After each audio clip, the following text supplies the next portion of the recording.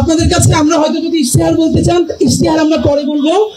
আজকে থেকে আগামী এক সপ্তাহ প্রতিদিন ঢাকা আমাদের এই 8 আসনের যতগুলো ওয়ার্ড আছে, আমরা প্রত্যেকটা ওয়ার্ডে যাব, আমরা নোটবুক নিয়ে যাব, বিভিন্ন মসজিদে নামাজ পড়বো এবং প্রত্যেকের কাছে আমরা সে কি জানতে চাই আমরা কথা শুনবো, নোট করব, এরপরে আমরা ইশতেহার তৈরি করব। আমরা একটা ইশতেহার তৈরি করে কারোর উপর আরোপিত করে দিতে চাই না।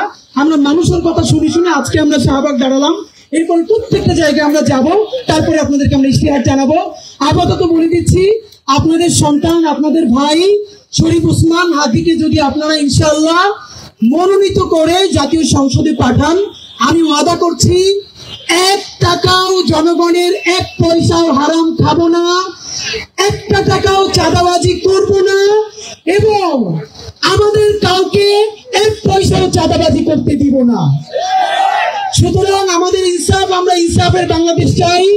সেই ইনসাফের বাংলাদেশে যে গণহত্যা করে নাই, ক্রিমিনাল অফেন্স করে নাই, দলমত নির্বিশেষে সবাই আমাদের ভাই, আমাদের বন্ধু, সবাইকে নিয়ে আমরা একটা নতুন বাংলাদেশ গড়তে চাই এবং সেই নতুন বাংলাদেশ আমাদের নিজেদের মধ্য থেকে আমরা ওয়াদা দিচ্ছি 1টা পয়সা হারাম আমি এবং আমার ভাই বন্ধুরা খাবে না, আমরা কাউকে খেতেও দিব না। আপনাদের শুধু একটা কাজ, আমাদের বিরুদ্ধে প্রশ্ন জারি রাখবেন। আপনারা আমাদেরকে প্রশ্ন করতে থাকবেন আর আমরা উত্তর দিতে থাকবো।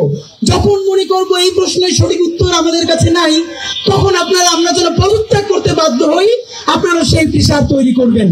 একই সাথে বলতে চাই, আমরা যদি ভালো কাজ করি, আমরা যদি ইনসাফের বাংলাদেশ বিনির্মাণে একটু এগিয়ে যেতে পারি, সেটুকুনো আপনারা আমাদের সাথে থাকবেন বলে আমরা দৃঢ়ভাবে প্রত্যাশা করি।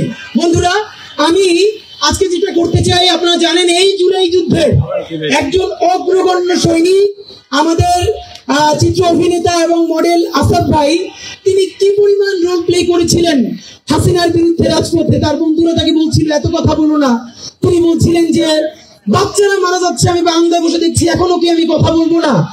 এবং আসাদ ভাই, আমি লাকিলি যে তার পুরো পরিবার ঢাকা 8-এর ভোটার, সুতরাং আপাকে নিয়ে চলে এসছেন। আমি এই জুলাই যুদ্ধের সম্মানে আমাদের প্রথম লিফলেটটা আমি আসাদ ভাইয়ের হাতে তুলে দিতে চাই। আমি আসাদ ভাইকে অনুরোধ করছি।